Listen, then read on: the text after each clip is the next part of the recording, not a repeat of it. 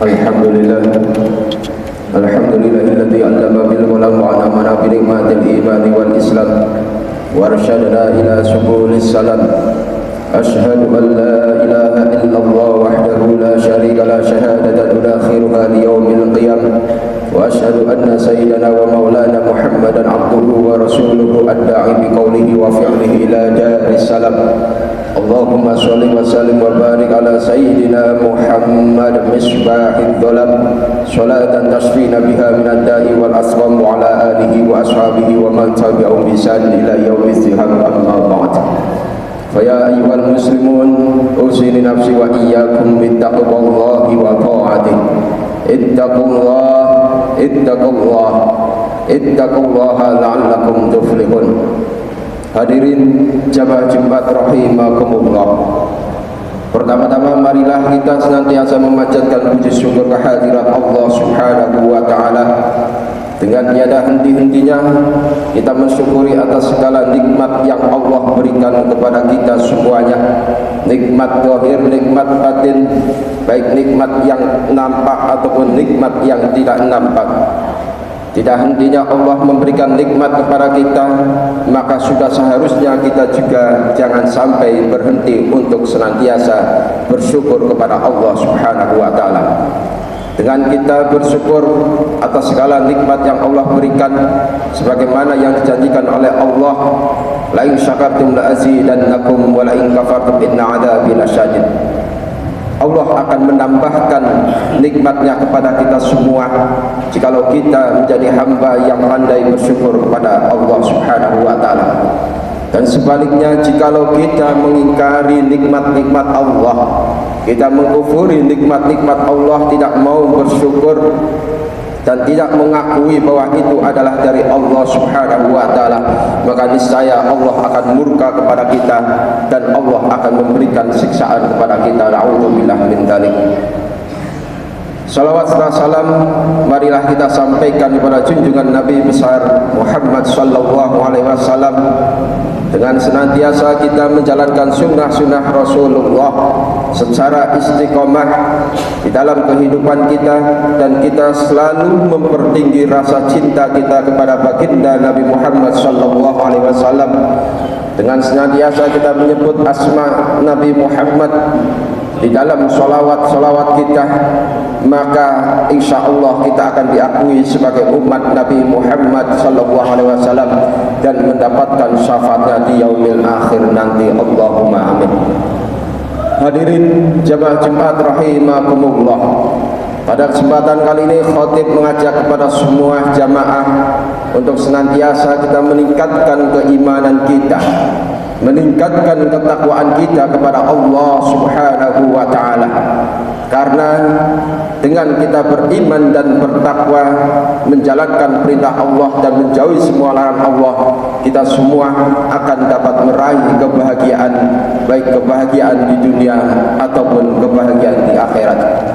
Sebagaimana yang dijanjikan oleh Allah Subhanahu wa taala, wa may yattaqillaha yaj'al lahu makhrajan wa yarzuqhu min haitsu la yahtasib. Barang siapa yang bertakwa kepada Allah Subhanahu wa taala, Allah akan berikan kemudahan, Allah akan berikan solusi atas segala masalah yang kita hadapi, atas segala ujian yang kita hadapi.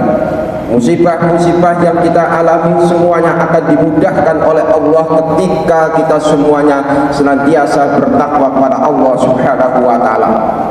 Bahkan Allah akan senantiasa melimpahkan rezekinya kepada kita kalau kita konsisten dan kita istiqomah di dalam mewujudkan keimanan dan ketakwaan kita kepada Allah Subhanahu wa taala.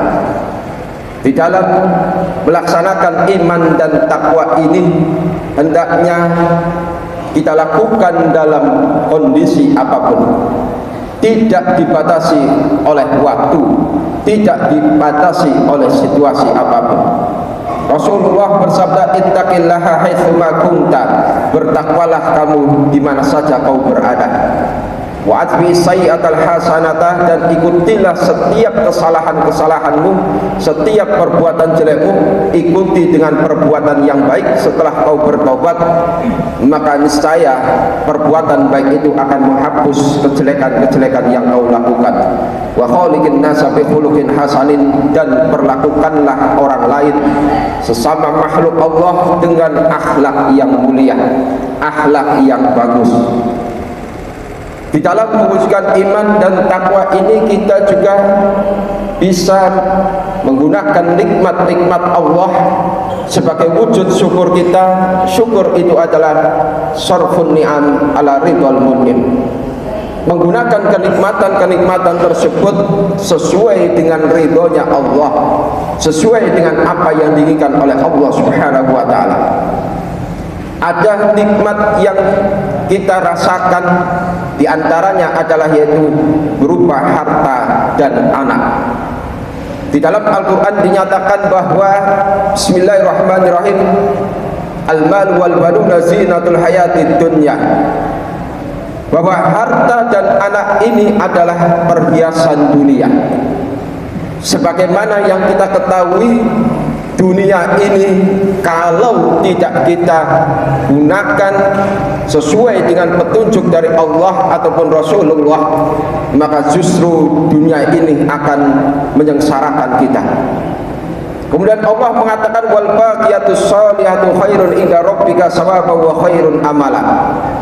Amal-amal yang baik itu lebih mulia di sisi Allah, lebih besar pahalanya dan lebih bagus untuk kita harapkan.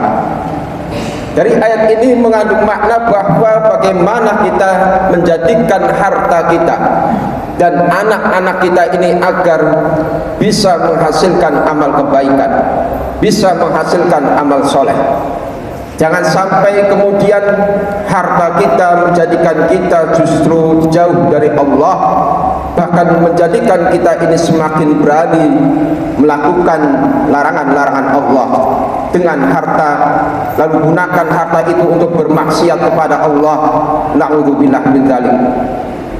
Dan juga jangan dengan anak kita, jangan sampai kemudian kehadiran anak menyebabkan kita ini dihukumi berdosa, mendapatkan siksaan dari Allah Subhanahu wa ta'ala. Maka dari itu hendaknya kita harus memberikan perhatian penuh terhadap anak kita, karena anak kita inilah yang akan meneruskan segala kebaikan-kebaikan kita setelah kita tiada. Di antara yang perlu kita perhatikan di dalam memberikan didikan kepada anak kita, kita berikan kepada anak-anak kita di samping makanan-makanan yang bergizi, nutrisi-nutrisi yang baik, yang halal, yang barokah, kita juga harus memberikan nutrisi untuk hati anak kita, untuk batin anak kita. Allah mengatakan di dalam Al-Quran, bismillahirrahmanirrahim, ya ayyuhan nasu kulu mimma fil ardi halalan thayyiban wa la tattabi'u khutuwatis syaitan innahu lakum aduwwum mubin. Wahai manusia, makanlah oleh kalian apa yang ada di bumi ini, makanan yang halal dan makanan yang thayyib, makanan yang baik. Di samping halal, makanan tersebut juga menyehatkan bagi tubuh kita. Tidak cukup halal, tapi juga harus dipastikan bahwa makanan itu menyehatkan tubuh kita. Dan juga Allah mengatakan wala tattabi'u khutuwatis syaitan, janganlah kalian mengikuti langkah-langkah syaitan di dalam proses mencari rizkinya Allah. Di dalam kita bekerja, apapun profesi kita, jangan sampai kita tergoda dengan bujuk rayu syaitan. Agama sudah memberikan ketetapan yang pasti bahwa al-halalu bayyinun wal haramu bayyinun. Yang halal itu sudah jelas, ada dalilnya. Wal haramu, dan yang haram juga sudah jelas, ada dalilnya. Wa ma bainahuma mustabihatun, dan di antara yang halal dan haram itu ada perkara yang samar, perkara yang syubhat yang harus kita hindari. Kalau tidak kita hindari, faman waqa'a fis syubhati faqad waqa'a fil haram. Kalau kita terbiasa mencari sesuatu yang samar, hukumnya halal haramnya tidak jelas, maka ini sama saja kita menjatuhkan diri kita kepada perkara-perkara yang haram. Maka pastikan apa yang kita berikan kepada anak kita, apa yang kita berikan kepada istri kita, pastikan bahwa itu adalah sesuatu yang halal dan sesuatu yang bermanfaat. Allah Subhanahu wa taala memberikan tuntunan juga di dalam ayat lain. Bismillahirrahmanirrahim. Wa 'alal mauludi lahu rizquhunna wa kiswatuhunna bil ma'ruf. Kita diperintahkan untuk memberikan makanan-makanan dengan cara yang baik, dan juga memberikan pakaian kepada anak-anak kita dengan cara yang baik. Makanan yang baik sudah jelas makanannya halal dan bermanfaat. Pakaian yang baik adalah pakaian yang menutupi aurat anak kita.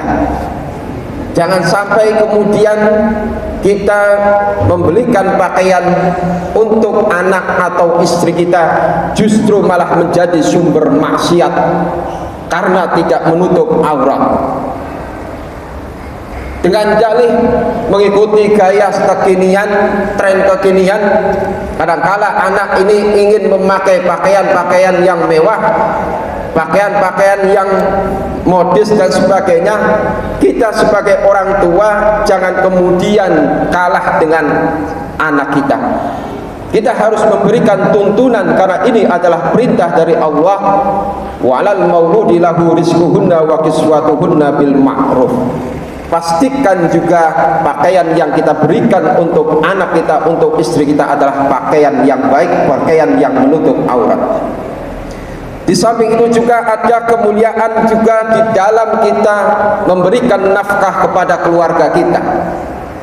Rasulullah bersabda, innaka la tunfiqo nafaqatan tabtaghi biha wajhallahi illa ujirta biha hatta ma taj'alu fi fimra'atika.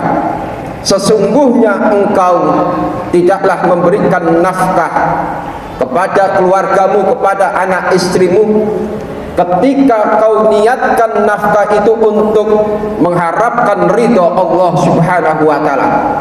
Ketika nafkah itu diniatkan untuk mendapatkan ridha Allah Subhanahu wa taala, illa ujirta biha, maka kau akan diberikan pahala yang baik oleh Allah Subhanahu wa taala.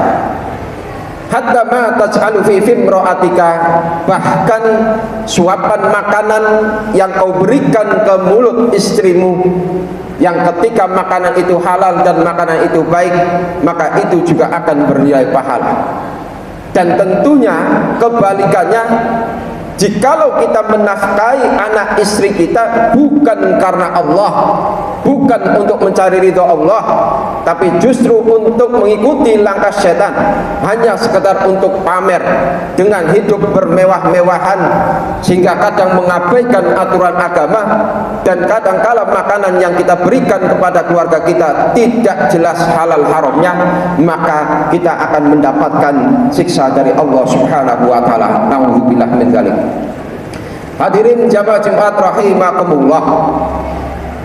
Di samping kita memberikan asupan nutrisi makanan, kita juga harus memberikan asupan kebaikan untuk hati anak kita, keluarga kita. Rasulullah mengatakan, akrimu auladakum wa ahsinu adabahum. Muliakanlah anak-anak kalian dan juga perbaikilah adab mereka. Untuk memperbaiki adab anak ini, maka harus dilandasi dengan ilmu, terutama ilmu-ilmu yang mengatur hidup mereka untuk menjadi manusia yang baik. Ilmu agama jangan sampai kemudian kita lewatkan, hanya fokus kepada ilmu-ilmu yang lainnya, sementara pendidikan tentang agama, tentang akhlak, tentang adab justru malah dilewatkan. Karena percuma ketika orang sepintar apapun tetapi dia tidak memiliki adab, tidak memiliki akhlak yang mulia, maka ilmunya justru akan menyengsarakan hidupnya. Karena hakikatnya setiap anak ini lahir ke dunia dalam keadaan yang suci, kullu mauludin yuladu alal fitrah. Setiap anak yang lahir terlahir dalam keadaan fitrah. Fitrah itu adalah potensi kebaikan dari Allah Subhanahu wa taala, yaitu fondasi dasar di dalam agama Islam. Illa anna abawahu yuhawidanihi au yunassiranihi au yumajjisanihi, kecuali orang tuanya yang menyebabkan anak ini akan berubah. Anak ini akan ketutupan fitrahnya sehingga menghasilkan anak-anak yang na'udzubillah memiliki perilaku yang tidak baik. Bahkan akidah anak ini juga ditentukan dari hasil pendidikan orang tua.